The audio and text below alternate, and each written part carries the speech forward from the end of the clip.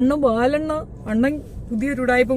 ഇതെന്താ പ്രശ്നം എന്നറിയാമോ? ജയം രവിയുടെ ഇഷ്യൂ വന്നപ്പോഴത്തേക്ക് അതുപോലെ ഒരു അക്സെപ്റ്റൻസ് ജയം രവിക്ക് കിട്ടിയതുപോലെ ഒരു അക്സെപ്റ്റൻസ് തനിക്കും കിട്ടാൻ വേണ്ടിയിട്ടുള്ള ഒരു ഡ്യൂപ്ലിക്കേറ്റ് സാധനം കൊണ്ട് ഇറങ്ങി സെപ്പറേറ്റഡ് ആയി.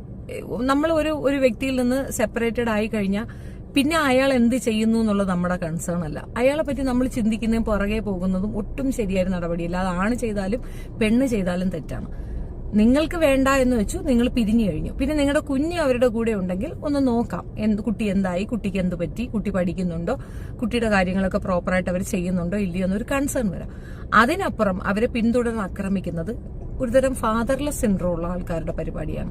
നമ്മൾ ഒരുപാട് കണ്ടതാണ്. കുറേയധികം മീഡിയാസിനെ വെച്ചുകൊണ്ട് നിരന്തരമായി അമൃതയ്ക്കെതിരെ ഇയാള് ഭയങ്കരമായിട്ട് യുദ്ധം നടത്തിയിരുന്നത്. ഒരു നിവൃത്തികേടിന്റെ ഒരു പരിധി കഴിഞ്ഞപ്പോഴത്തേക്കാണ് അമൃത മറ്റൊരു പുരുഷനെ തന്നെ ചൂസ് ചെയ്തത് ബിക്കോസ് ഓഫ് ഹിം.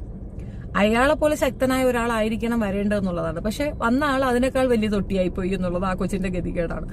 എനിവേ, ഇപ്പൊ മിണ്ടാതെ അത് അതിന്റെ പാട് നോക്കിയിരിക്കുന്നു. സ്വന്തം മകള് വന്നിട്ട് ഇയാള് പറയണ മുഴുക്ക ഡമ്മാസാണെന്ന് പറഞ്ഞ സ്ഥിതിക്ക് പിന്നെ നീ എന്ത് സത്യം പറഞ്ഞ് ഞെട്ടിക്കുന്നാടാ?